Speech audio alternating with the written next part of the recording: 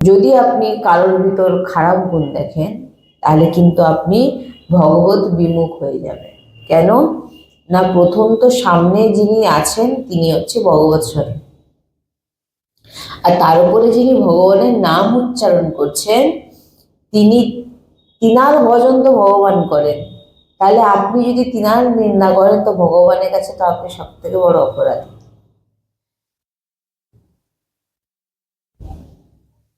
দুর্গুণ দেখার অধিকার কারোর না কারোর আছে। যেমন আপনাকে বলা হচ্ছে যে কারোর খারাপ গুণ দেখো না, ভালো গুণ দেখো, কিন্তু খারাপ গুণ দেখার জন্যও অধিকার কারোকে দেওয়া আছে। কাকে না, মা পিতা মাতা এবং গুরুকে, যিনারা আমাদের দুর্গুণ দেখবে, মানে আমাদের খারাপ গুণগুলোকে দেখবে। আমাদের দুর্গুণ কেন দেখাবেন তিনারা না, দুর্গুণ দেখানোর পর আমরা নির্মল হব, আমরা পবিত্র হব, শুদ্ধ হব। বাবা মা গুরু ইনারাই শুধু আমাদের দোষগুণ দেখবে, বা কোনো বাবা মা তার সন্তানের যখন দোষগুণ দেখছে তাতে কোনো অপরাধ নেই। কারোর মঙ্গলের জন্য, ভগবত মার্গের জন্য, সমস্ত বাধাকে মুক্ত করে ভগবত প্রাপ্তি করানোর জন্য তাকে দোষ দর্শন করিয়ে, তাকে যদি বোধ করিয়ে দেওয়া হয়, তাহলে এমন দোষ দর্শন শুধু বাবা মা গুরুর আছে। যিনারা দোষ দর্শন করিয়ে, গুরু আপনাকে কি করবে, দোষ দর্শন করিয়ে ভগবত প্রাপ্তি করাবে। বাবা মা আপনাকে দোষ দর্শন করিয়ে সংসার বলুন, যে কোনো দিক থেকে আপনাকে কিন্তু ভালো দিকেই নিয়ে যাওয়ার চেষ্টা করবে। কিন্তু অন্যথা অন্য কাউকে বলা হয়নি যে অন্যের দোষ গুণ দেখো। এই অধিকার শুধু মাতা পিতা ও সন্তানকে দেওয়া হয়েছে। যদি কারোর নিন্দা করে তাকে অনেক নিচু দেখানোর চেষ্টা করা হয় তো এটা হচ্ছে নাম অপরাধ। এটাই কিন্তু, একেই বলা হয় নাম অপরাধ। যদি এমন ভুল করা হয় তবে এ লোক শুধু নয়, পরলোকে কোথাও আপনি শান্তি পাবেন না। আমি এখানে বারবার বলে থাকি, কারোর কাছে আপনার ভালো না লাগতে পারে, আপনি সেখানে না যান, সেটা কোনো অসুবিধা নেই। আপনার কাউকে পছন্দ হচ্ছে না, যে আমি এনার কাছে কোনো কিছু শুনতে চাই না, তো সেটা ঠিক আছে, কিন্তু প্রণাম করুন, সম্মান দিন, সেখান থেকে সরে যান। কিন্তু গেছিলাম, ও ভালো বলে না, ও ইনি কেমন, এনার ব্যবহার কেমন। সাধু সন্ত গুরুর ব্যবহার তুমি যদি চিনে নিতে পারতে তাহলে তুমি তো সাধু সন্ত হয়ে যেতে। সাধু সন্তজনের লীলা এমন হয় যে একটি ঘুঁটেকে নিয়ে ঝগড়া হচ্ছে। ঘুঁটে বলে না, গোবরকে শুকনো করে দিলে যে ঘুঁটে হয়। হ্যাঁ, তো এক সন্ত, অনেক বড় সন্ত আরেকজনের সন্তের দর্শন করতে গেছে, গিয়ে দেখেন না যে গোবরের নিয়ে ঝগড়া হচ্ছে। তিনি দেখে বলছেন যে সামান্য এত বড় সন্ত যিনার দর্শনের জন্য আসছি, তিনি আরেকজনের সঙ্গে শুধু ঘুঁটে নিয়ে ঝগড়া করছে। সন্তজনকে তো আমরা চিনতে পারি না, গুরুকে আমরা চিনতে পারি না, ভক্তর স্বরূপ আমরা চিনতে পারি না, আমরা কতটা জানি, কিন্তু তিনার বাইরের স্বরূপ দেখে আমরা নিন্দা করে ফেলি, ব্যাস পতন হয়ে গেল। এই জন্য বলছেন যে আপনার ভালো লাগে না, আপনি যাবেন না, শুনবেন না, কোনো অসুবিধা নেই, এতে কোনো দোষ লাগবে না। কিন্তু আপনি তাকে অপছন্দ করছেন, আপনি তার নিন্দা করছেন, ওই ছাড়, এরকম, ও এরকম। আপনি তার ভিতরের ব্যাপার কি করে বুঝবেন, কি চলছে না চলছে, কার ভিতরে কি চলছে, কেউ তো সেটা বলতে পারে না। তো বলছেন যে ঘুঁটে নিয়ে ঝগড়া হচ্ছে। তিনি যখন মনে মনে ভাবলেন যে সামান্য ঘুঁটে নিয়ে এত বড় মহান সব, তখন বলছেন না, কিছু তো গভীর বিষয় আছে। তখন বলছেন, ঝগড়া হতে হতে বলছেন, আমার ঘুঁটের পরিচয় আছে কি না, যখন শুকনো করতে দিয়েছে মিশে গেছে না, আমার প্রত্যেকটা ওই ঘুঁটে দিয়ে আমার বিঠ্ঠল ভগবানের নাম শোনা যাচ্ছে।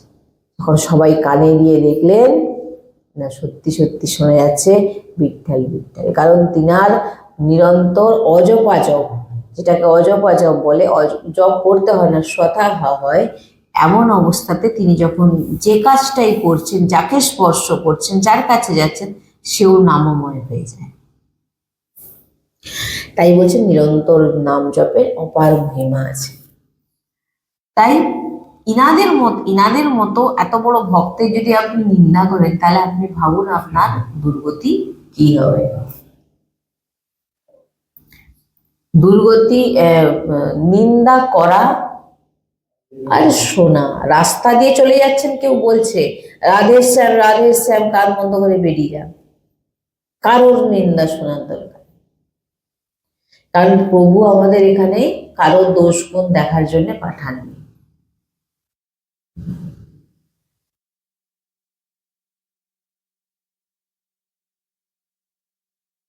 বলছেন যে এরকম যদি ভুল আপনার হয়ে থাকে, তো এই সৃষ্টিতে ইহলোকে কি পরলোকে কি আপনাকে বাঁচানোর মতো সামর্থ্য কারণ নেই। আর যে প্রভুর দাসদের সেবা করেন, এটা হলো কি যারা অপরাধ করে ফেলে, নিন্দা করে ফেলে। আর যে প্রভুর দাসদের সেবা করেন, তিনাদের অধীনতা স্বীকার করেছেন, তিনারা এই লোক তো শুধু নয়, পরলোকেও সমস্ত সুখ তারা প্রাপ্তিদার হয়ে যায়। যিনারা সাধু সন্তের সেবা করে, তিনারা সাধু সন্তের অধীনতা স্বীকার করে নিয়েছে, তিনারা যা বলছেন সেটাই মেনে চলে, বলছে তিনাদের শুধু ইহলোকে নয়, পরলোকেও তিনাদের সুখ আর সুখ। তাই বলছেন যে যেমন নিন্দা করাও অনেক পতনের কারণ, আর সেবা করলেও আপনার ভগবত প্রাপ্তির রাস্তাও খুলে যায়। যদি হরি কৃষ্ণের লাগলে জনদের, মানে কৃষ্ণের হৃদয়ের আদরের জন, তার ভক্তদের যদি কেউ অপরাধ বা নিন্দা করে ফেলে, বলছেন ত্রিভুবনের শান্তি সে কখনোই পাবে না। এর প্রমাণ মহাতপস্বী বলছেন রাবণ। এমন বিদ্বান অদ্বিতীয়, তিনি এমন অলৌকিক ছিলেন যে আজও পর্যন্ত রাবণের স্তুতি গেয়েছেন। রাবণ যে স্তুতি গেয়েছেন, বলছেন তিনার মতো স্তুতি ভগবান শঙ্করের জন্য গেয়েছিলেন। জগৎ প্রসিদ্ধ তাণ্ডব, শিব তাণ্ডব, যেটা আটবি গলত আছে, যাই হোক, এমন তিনি যে স্তুতি করেছেন, যে স্তুতি আজও পর্যন্ত গাওয়া হয়, রাবণের স্তুতি। সমর্পণ বলছেন যে যদি কেউ এমন সমর্পণ ছিল শিবের চরণে, যদি কেউ গর্দন কেটে মানে গলা কেটে দিতে বলতো, তো সে গলা কেটে শিবের চরণে রেখে দেওয়ার মতো এমন সামর্থ্যবান শরণাগত ভক্ত রাবণ ছিলেন। সাধারণ কেউ ছিলেন না রাবণ। বিচার করুন, নিজের ইষ্টের চরণে গলা কেটে রেখে দিলেন, ইষ্টের চরণে এমন সামর্থ্য, এমন শরণাগত। বলছেন 20 বার যেমন ভগবান শিবকে দোলনায় দুলিয়েছিলেন নিজের, শিব পুরো কৈলাস সমেতকে, মানে এমন বলবান ছিলেন রাবণ, এমন শরণাগত ভক্ত ছিলেন, এমন বিদ্বান ছিলেন, অদ্বৈত মানে অলৌকিক ছিলেন, কিন্তু কুমার্গগামীর বৃত্তির জন্য, সন্ত অপরাধের জন্য তাকে নষ্ট হতে হয়েছিল।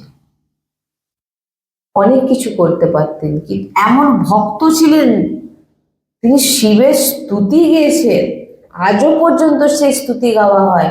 তাই আপনি ভাবুন তার পতন কি করে হলো না, হরির জনকে যে অপরাধ করবে, রাম কৃষ্ণ হরি যে নাম,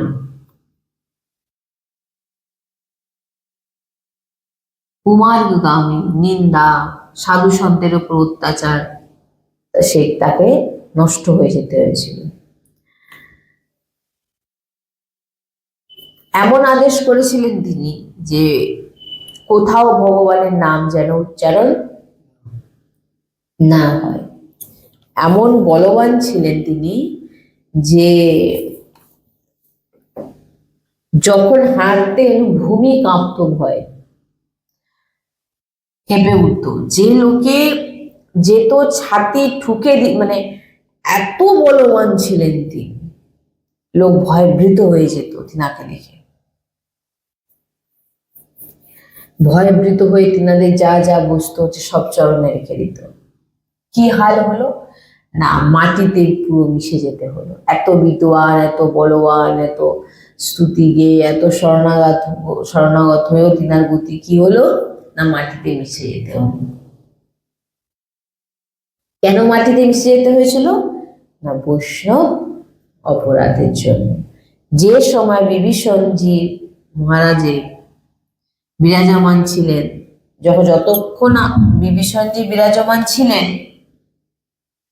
ততক্ষণ রাবণের কেউ কিছু ক্ষতি করতে পারেনি, কিন্তু বিভীষণকে তাড়ানো মাত্রই মহা অমঙ্গল শুরু হয়ে গেল। কারণ মহান ভক্ত বিভীষণ সেখানে যেহেতু ছিলেন বলে তেমন কিছু ক্ষতি করতে পারেনি, কিন্তু যখনই বিভীষণকে তাড়িয়ে দিলেন তখন থেকে অমঙ্গলের রাবণের শুরু হয়ে গেছিল।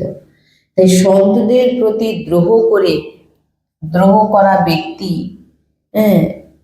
যত বড়ই বলবান হোক, ভক্তের প্রতি যদি কেউ অপরাধ করে ফেলেছে, প্রথম হচ্ছে গুরু যদি নিন্দা আপনি করেছেন বা শুনেছেন, আপনার সর্বপ্রথম আপনার জীবন থেকে নাম চলে যাবে, আর আপনার ধীরে ধীরে ভক্তি থেকে আপনার পুরো বৃত্তি নষ্ট হয়ে যাবে। তাই বলছেন যে বাঁচুন, খুব বাঁচার বিষয় এই অপরাধ থেকে। কংস এমন বলবান ছিলেন যে যার রাজ্যে সন্ত বৈষ্ণব গৌ আদি অত্যাচার হতো। কংসের রাজ্যে ভগবান কি করলেন, চুল ধরে ঘষ্টে ঘষ্টে সভায় থেকে নামিয়ে তাকে মারলেন, নষ্ট করে দিলেন। সন্ত অপরাধী বৈষ্ণব অপরাধীদের ভগবান তাদের ক্ষমা করেন। দুর্যোধন সাধারণ বীর ছিলেন না। দুর্যোধন মহাবীর যদি গোনা হয় তিনারও নাম আসত। সাধারণ বুদ্ধি উনার ছিলেন না, অসাধারণ বুদ্ধিমান ছিলেন দুর্যোধন। এমন ধর্ম তিনি জানতেন, আর এত বলবান ছিলেন যে এত কিছু থাকার পরেও পাণ্ডবদের সঙ্গে দ্রোহ করার ফলে তিনাকে নষ্ট হয়ে যেতে হয়েছিল। তাই কেউ ভাববেন না আমি বড় ভক্ত, সে ছোট ভক্ত, আমি এত নাম করি, সে সবে এই ভক্তিপথে এসেছে, তো আমার থেকে সে কত বড় ভক্ত, এই করে নাকি সে, ওই করে নাকি সে। আপনি বলে দিলেন, আর কেউ শুনে দিল, তারও পতন হয়ে গেল, আর যে বলছে তারও পতন। মহাবীরদেরও তিনারা রক্ষা পায়নি।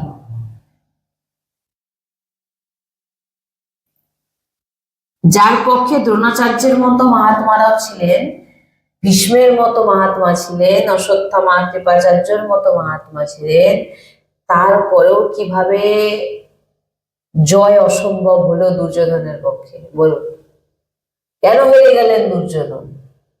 এত মহাবীর থাকা সত্ত্বেও সবকে নিয়ে নিয়েছে।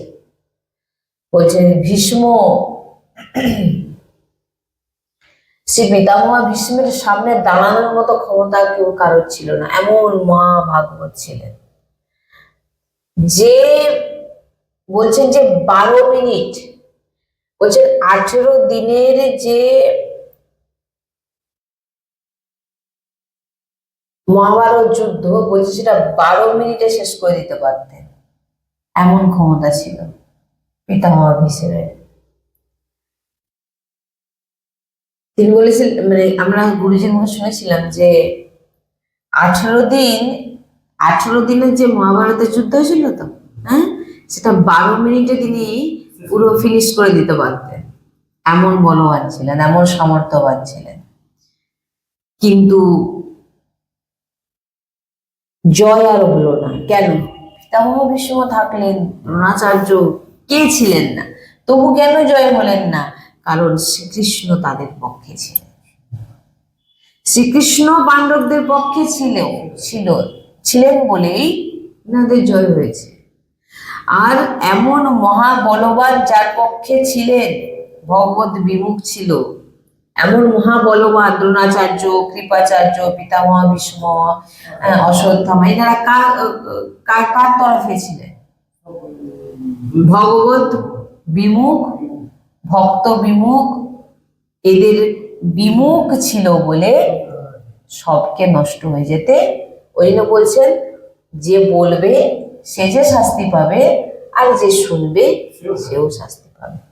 যদি পিতামহ ভীষ্ম এত বড় মহাভাগবতের মধ্যে তিনাকে গোনা হয়, তিনি থাকার পরেও কেন মহাভারত যুদ্ধ জয় করতে পারলেন না? কারণ তিনারা যার সঙ্গ করেছিলেন তিনি হচ্ছে ভগবত বিমুখ ছিলেন। বুঝতে পারছেন? এই জন্যে ভক্ত নিন্দা, গুরু নিন্দা শোনা মানে আপনার পতন নিশ্চিত। ভগবানের চরণাবৃন্দের প্রেমী মহাভাগবত পাণ্ডবদের বিরোধ করার জন্য বিনাশ হয়ে যেতে হয়েছিল দুর্যোধনকে। আর হিরণ্যকশিপু, যদি হিরণ্যকশিপুর কথা বলে, ব্রহ্মাজিকে দিব্য দৃষ্টি দিয়ে দেখতে হয়েছিল কোথায় হিরণ্যকশিপু। এমন দিব্য তপস্যা করেছিলেন যে ব্রহ্মা খুঁজে পাচ্ছিলেন না। দিব্য দৃষ্টি দিয়ে দেখে তিনি খুঁজে পেলেন যে হিরণ্যকশিপু কোথায় তপস্যা করছেন। এমন কঠোর তপস্যা, এমন ভয়ঙ্কর তপস্যা করেছিলেন হিরণ্যকশিপু। বলে হ্যাঁ, শুধু হাড্ডি গুলো ছিল শরীর, আর কিছু ছিল না। ব্রহ্মাজি অমৃতময় দৃষ্টিতে হিরণ্যকশিপুকে দেখলেন, তখন হিরণ্যকশিপুর যে শরীর আবার প্রকট হলো। এমন মহান তপস্বী। তাহলে হিরণ্যকশিপু কে ছিলেন? সাধারণ ব্যক্তি ছিলেন? সাধারণ ব্যক্তি ছিলেন না। এমন তপস্যা যিনি করতে পারেন তিনি সাধারণ নয়। তো এমন মহান তপস্বী, মহামহিমাময় তপস্বী, বড় বড় দেবতা আদি হিরণ্যকশিপুর সামনে হাত জোড়ো করে দাঁড়িয়ে থাকতো, এত বলবান ছিলেন। ওই হিরণ্যকশিপু যখন পরম ভাগবত প্রহ্লাদজির উপরে প্রহার করলেন, বিরোধ করলেন, তখন ভগবান তার ছাতিকে চিরে ফেলে দিলেন, তাকে পুরো চিরে ফেলে দিলেন। বলছেন সব বরদান, সব তপস্যা, সব বল ধুলোয় মিশে গেল। কত বরদান নিয়েছিলেন ব্রহ্মার কাছ থেকে, সবকিছু ধুয়ে মুছে নষ্ট হয়ে গেল। তাই বলছেন ভগবানের ভক্তের কাছে বেঁচে যান। এটা আমার জীবনের খুব জোর প্রমাণ। ভক্তের উপরে প্রহার হলে বললাম যে তার বিনাশ একদম দেখতে পাবেন চোখে।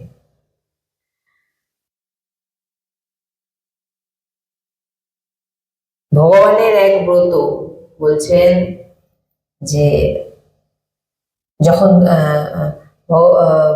দুর্বাসাজি যখন অমৃতজির উপরে, দেখুন দুর্বাসাজি কত বড় সন্ত ছিলেন, কত বড় তিনি তপস্বী ছিলেন, কিন্তু রাজা অমৃতজির চরণ ধরতে তিনাকে বাধ্য হতে হয়েছিল। রাজা অমৃতজি কেন? না, তিনি শরণাগত ভক্ত ছিলেন। আপনি তপস্বী হয়েছেন তো কি হয়েছে? আপনি ব্রত করেন, তপস্যা করেন, হিরণ্যকশিপুর মতো থরি আপনি তপস্যা করতে পারবেন না। তাহলে তিনাদের যখন অপরাধে তিনারা রক্ষা পায়নি, তো সাধারণ আমরা আমাদের মতো ব্যক্তিরা তাহলে কি করবে? দুর্বাসা ঋষি, বলশালী হিরণ্যকশিপু, বড় বড় ভক্তের অপরাধ, যারা কোথাও শান্তি পেলেন, তিনাদেরকেও নষ্ট হয়ে যেতে হয়েছে। যখন জেলে খুব ঘৃণিত অপরাধ হয়ে যায়, তখন জেলে জেলে যে কয়েদি থাকে তাকে ধরে মারে। তেমন নরকেও যখন আমরা কি হয় দেখবেন, বাইরে কোনো খারাপ কাজ করেছে, সে জেলে গেছে, জেলের ভিতরে যে যাদের সঙ্গে বন্দীদের সঙ্গে থাকে তারাও মারাত্মক, কিন্তু কি তাদের সঙ্গে তারাও আপনাকে ভালো মতোই ধোবে, কারণ তার আগে থেকে আছে আপনাকে ভালো মতনই ধোবে।